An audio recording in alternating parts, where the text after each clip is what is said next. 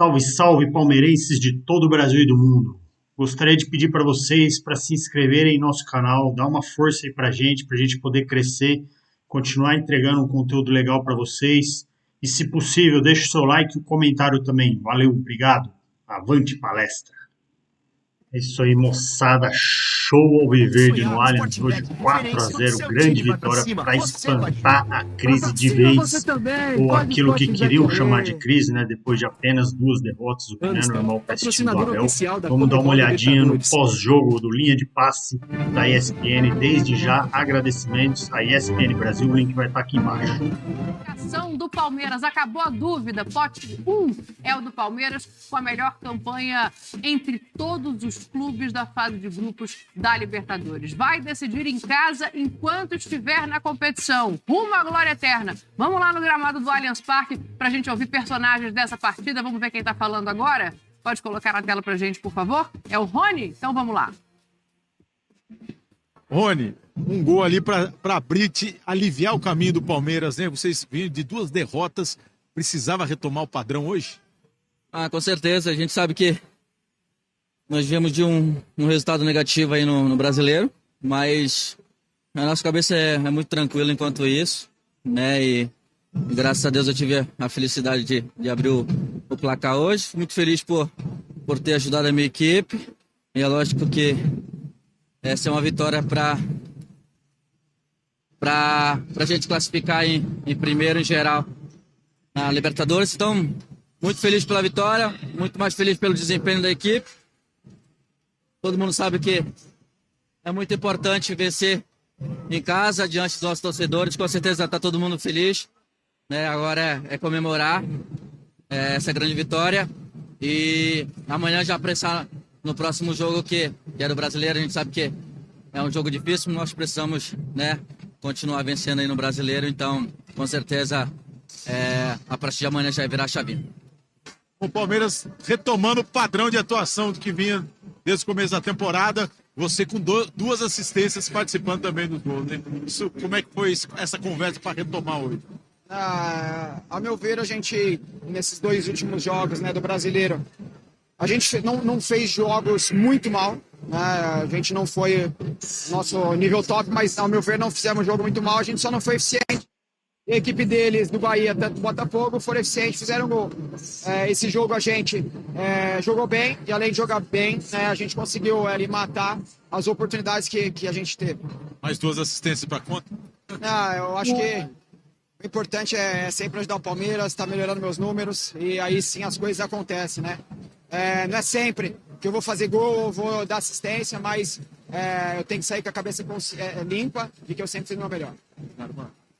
Aí, ó, a gente ouviu as entrevistas de campo, agora dou uma boa noite para vocês já com as imagens de mais uma goleada brasileira em Libertadores, 4-0 Palmeiras. Jean Oddi, quero ouvir o teu destaque do teu jogo, a tua impressão em relação a esse fechamento de fase de grupos. Boa noite para você. Boa noite, Dani, tudo bem? Boa noite os companheiros também. Pois é, acho que o Palmeiras fez aquilo que se esperava dele, venceu e venceu com folga, venceu jogando muito melhor, né? Acho que se você tirar aqueles 20 minutos iniciais, depois o Palmeiras tomou conta do jogo, venceu por 4-0, poderia ter feito mais, consegue terminar mais uma vez como o melhor time da fase de grupos. Isso vale destacar, nas últimas 6 edições da Libertadores, em 5 oportunidades o Palmeiras terminou como o melhor time da fase de grupos. Isso acontece mais uma vez, acontece de novo com um ataque mais forte. É aquilo que a gente dizia, né? Depois das derrotas para Bahia, para Botafogo, e era meio óbvio que não havia motivos para grandes preocupações,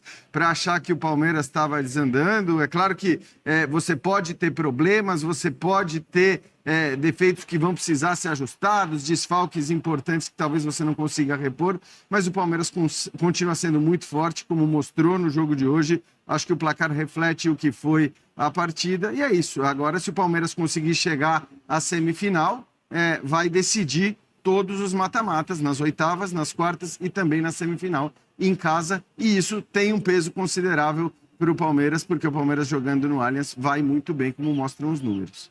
Pedro Ivo Almeida, tudo bem com você? Tudo bem, Dani. É isso exatamente que o Jean falou. Um abraço, Jean, Calçade, Vitor, fã de esporte com a gente, acompanhando os melhores momentos. 2018, 2019, 2020, 2022, 2023.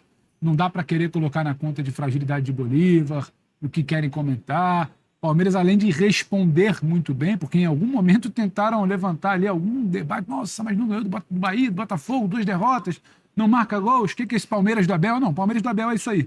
É o time mais sólido da América do Sul nos últimos 6 anos e o resultado prova isso. É bom lembrar que o Bolívar também jogava para ter a melhor campanha da fase de grupos. Então tem muito valor, sim, você se estabelecer, fazer 4-0 e como você trata o jogo, como você encara no segundo tempo com 2-0, não apenas ali cumprindo tabela ou jogando para se poupar ou pensando lá na frente. Não, o Palmeiras querendo mostrar sua força, porque em algum momento isso também incomoda, né? Ah, mas não faz gol, 2 derrotas seguidas, não acontecia desde 2021. Então é muito forte porque também responde com certa agilidade em qualquer momento de oscilação. O momento de oscilação vai acontecer, não foi o primeiro na temporada e acho que não vai ser o último, até por tudo que a gente fala, tem perda, agora é o Zé Rafael, antes era o Danilo vendido, antes era o Danilo, o Gustavo Scarpa vendido.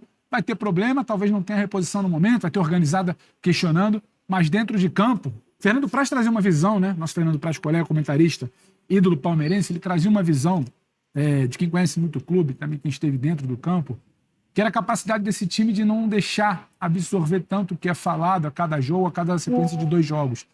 E ele batia muito na tecla conversando com as pessoas que não vai ser sequência, não vai ser um comentário aqui e ali que vai entrar na cabeça. Entra muito mais na cabeça a confiança. E quando a bola rola, a gente vê isso. É muito forte você, em 6 anos, ter 5 anos de melhor campanha, primeiro colocado. Não é acidente, não é o jogo de hoje, não é a bola que não entra na semana passada. A gente repetia que o primeiro tempo contra o Botafogo não foi exatamente algo ruim. Palmeiras prova porque vai dar muito trabalho. Podem falar de pote 2, de 7 campeões de Libertadores no pote 2, mas todo mundo tem que olhar com muito respeito pro grande time da América do Sul no pote 1 Palmeiras. Perfeito, Pedro Ivo Almeida colocando no lugar certo o desempenho desse Palmeiras, que mostra de novo um padrão de jogo, Paulo Calçade. Você viu isso depois de 2 partidas um pouco abaixo do esperado, hoje faz mais do que precisava. Oi, Dani, olá, companheiros. Dani, acho que o maior medo de um treinador de futebol, quando está numa fase boa, é ela escapar e de você não saber como recuperar.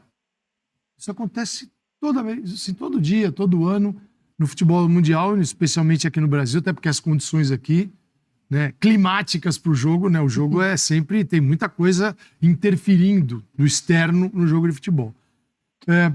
Então é assim, um time que está bem, de repente desanda e o treinador não consegue mais. Desde a chegada do Abel, em novembro de 2020, isso não aconteceu no Palmeiras. O Palmeiras perdeu em 21 3 partidas seguidas. O Palmeiras perdeu esse ano um jogo para a final contra o Água Santa, depois foi pegar o Bolívar com os reservas, perdeu 2 jogos, perdeu para Bahia e Botafogo. O Abel já consegue trazer o time novamente. Então você não vê o Palmeiras desgarrar, nós não vimos. Pode acontecer? Pode. No futebol é possível. Mas você vê o Palmeiras assim, que fase, hein, Dani? Você vem num linha de passe e fala, não tá boa. Aí você vem no linha 2 dias depois, não tá legal. No linha da semana seguinte, a fase não... Isso não aconteceu. Acontece com todo mundo. Acontece com o Flamengo, acontece com o Galo, acontece com os outros que... Com o Palmeiras não acontece. Então, ele tem esse time controlado.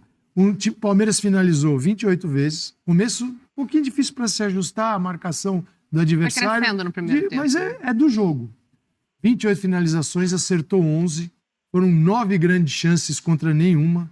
7 defesas do goleiro Lamp. 7. Então, assim, foi um absurdo. E fez 4 faltas. 4 faltas. Tem o Palmeiras no jogo de hoje. Tá tudo na mão, né? Do português.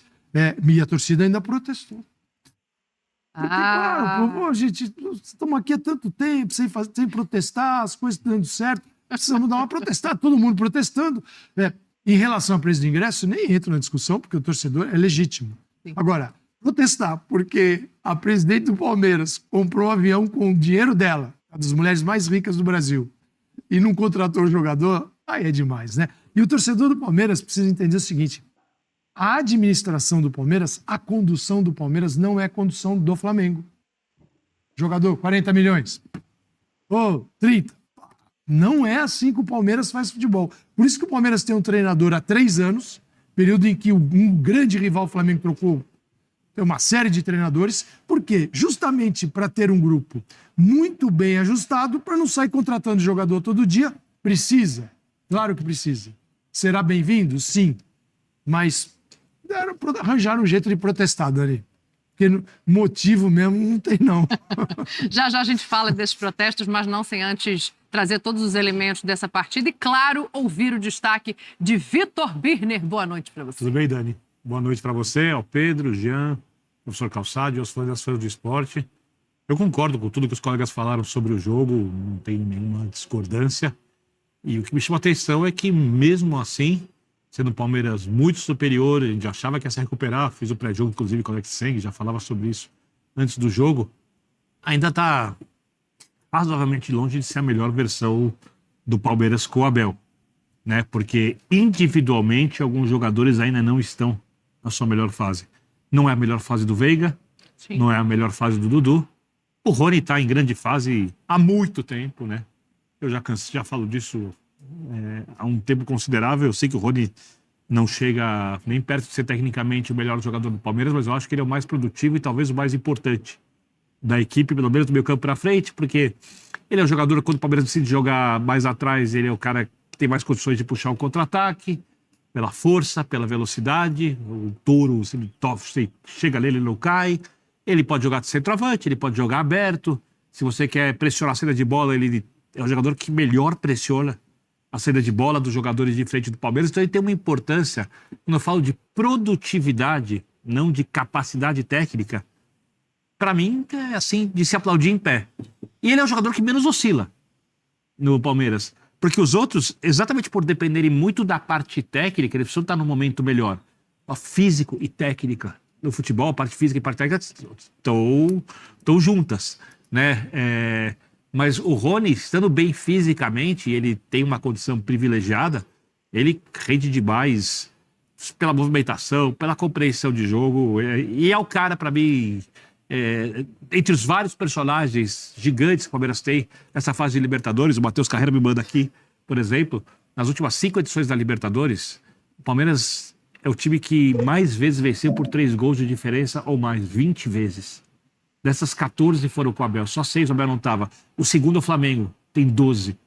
Quer dizer, o Palmeiras nas últimas 5 edições de Libertadores tem 8 jogos a mais que o Flamengo, que tem o melhor elenco, ganhando por 3 gols de diferença ou mais. É lógico que isso não é o dado mais relevante. O mais relevante é quantas vezes cada equipe ganha a Libertadores, e nisso eles se equivalem. Né? Ambos ganharam 2 vezes nessas últimas 5. Então, isso é o mais importante.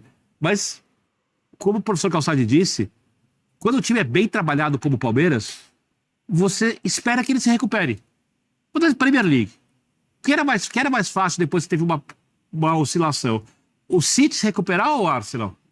O City, porque o City é o time mais bem trabalhado coletivamente, é o time que está com o treinador há mais tempo. O Arsenal teve uma queda de rendimento e não conseguiu se recuperar. O Palmeiras tende a se recuperar. Tende, inclusive, a chegar melhor nas próximas fases. Só se acontecer uma coisa atípica, perder a concentração, uma briga no elenco, deixar de pagar salário, coisa que o Palmeiras não costuma fazer, nada disso, porque a gente está muito bem administrado pelo seu treinador, com todo o amparo da equipe, do departamento de futebol e da diretoria. O Palmeiras tende a ser melhor do que ele está na Libertadores, ser melhor ainda no segundo semestre. E acho que essa classificação em primeiro lugar era o que o Palmeiras podia almejar. Só não ganhou todos os jogos, provavelmente porque trocou o time reserva o primeiro jogo, senão teria conseguido todas as vitórias. Surpreendente foi a campanha do Bolívar, ficar em segundo lugar. O Palmeiras não tem surpresa nenhuma, e agora quem quiser tirar o Palmeiras da Libertadores vai ter que ser dentro do Allianz Parque. Eu sei que o Atlético tirou ano passado, mas é muito mais difícil fora do que em outro lugar, lá no Allianz Parque, do que em outro lugar. Com toda certeza. Daqui a pouco a gente vai passar pelos potes da Libertadores, pote 1, pote 2, agora definidos com todos os seus componentes. Eu concordo com o Birner quando ele fala que Dudu e Veiga podem render mais. Mas, por outro lado, não estão mal, tá? Não, de jeito melhor nenhum. Deles. A gente já viu renderem mais. Mas, por outro lado, tem um Arthur crescente. Marca 2 vezes, chega a 9 gols pelo Palmeiras, não sentiu em nenhum momento essa adaptação e faz diferença num elenco que pode não ser tão vasto, mas é muito bem encaixado. Eu quero começar pelo Arthur, mas a gente vai ter que falar do Rios também, né, nesse encaixe, nessa engrenagem. E por isso que quando eu joguei ele no Calçado, eu estava falando de padrão de jogo, porque parece esse o grande diferencial. E eu acho até que o Palmeiras contrata pensando muito no jogador que vai se encaixar nesse time. O Arthur foi muito isso, né? Eu precisava ser um cara como o Arthur. Então, eu até discordo de quem diz que o Scarpa não foi reposto. a contratação do Scarpa não foi reposta. Não, o Arthur chegou para repor o Scarpa, ele entra ali naquela posição, claro que tem características diferentes. Mas ele foi escolhido. Ele foi escolhido para jogar exatamente ali, fazendo um trabalho que o Abel respeita muito também do ponto de vista defensivo, está entregando muito ofensivamente, fazendo gol atrás de gol, jogando muito bem. Então, é engraçado porque acho que assim, muitas vezes, e a gente olha para vários times no futebol brasileiro e consegue. Você olha para o Corinthians e fala, Roger Guedes. Sim. Você olha para o Atlético, você fala, Hulk. O Flamengo a gente olhava e costumava dizer Arrascaeta. Agora talvez você tenha um pouco mais de dúvida. E ali também são tantos grandes jogadores que é normal que haja um certo rodízio. No Palmeiras eu não consigo ver muito isso que o Birner falou em relação o Rony é o destaque. Eu até entendo quando... O destaque é o coletivo, tá? Porque... Falando que ele não oscila. Então, mas eu não consigo afirmar... Oscila Assim, e eu entendo, embora eu entenda o seu ponto, eu não consigo afirmar que se o Rony for retirado do time, ele vai fazer mais falta do que o Veiga se fosse retirado, ou que o Dudu, ou que o Arthur. O Palmeiras... é um tipo de falta diferente, já. Mas eu acho que para a ideia do jogo coletivo, para o tipo de jogo que o Abel quer fazer, ou para ele poder alterar o tipo de jogo, para mim é que mais faz falta. Talvez assim, eu acho que o importante do Rony é que o Rony muitas vezes, embora cada vez mais ele tenha jogado só como centroavante, ele tem essa coisa de poder... comprometimento tático, né? De marcação, de quando ele tá sem a bola, que é de muito poder importante. cair para o lado, jogar aberto, se for o caso, se ele quiser eventualmente colocar um outro centroavante, o Rony pode fazer esse papel. O Dudu não vai jogar de centroavante, o Veiga não vai jogar de centroavante, o Arthur não vai fazer esse papel. Então, eu até entendo que talvez ele seja o mais versátil, porque nem era um cara para jogar como falso 9. Mas eu tenho muita dificuldade em afirmar quem faria mais falta. E o Palmeiras tem muito isso, né? Então, você olha, de repente você tem uma sequência de jogos absurdas, uma sequência absurda do Veiga. Hoje, aliás, achei que o Veiga fez uma partidaça. Daí, de repente, o Veiga cai um pouquinho e o Arthur se destaca. Você citou o Arthur, e o Arthur já entra nesse quarteto no mesmo nível dos outros, no mesmo nível de rendimento. Então, acho que isso é muito impressionante. Agora, talvez o que se discuta hoje muito, e aí tem a ver com o protesto que a gente vai falar, você não tem um jogador, de fato, qualquer um dos quatro. Eu tenho dificuldade em afirmar. Machuca, você não tem uma peça faz falta. Eu tenho dificuldade em afirmar.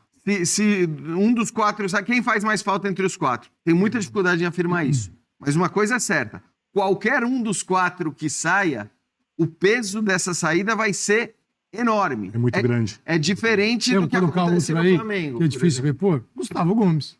Ah, sim. Claro. Sim, sem dúvida. Você fala assim, E o Everton também. Os zagueiros entram e jogam, mas igual a Gustavo Gomes você não tem. Você não fala assim, vou sair buscando... Inclusive na jogada aérea ofensiva. Exato, nas duas pontas. Inclusive na jogada aérea ofensiva. Mas a gente não falava a mesma coisa do Danilo? A gente também não achava que se o Zé Rafael fosse ficar Já fora de vai jogo. entrar no papo do... Porcada, é isso aí. Grande vitória maiúscula, colocando o time aí de volta nos trilhos, de volta às vitórias. Domingão, um jogo dificílimo contra o Atlético Paranaense lá na Baixada, na Arena da Baixada, mas eu tenho certeza, tenho plena confiança nesse elenco, no Abel, que a gente pode buscar essa vitória fora de casa e voltar aos trilhos da vitória também no Campeonato Brasileiro. Um abraço, avante palestra.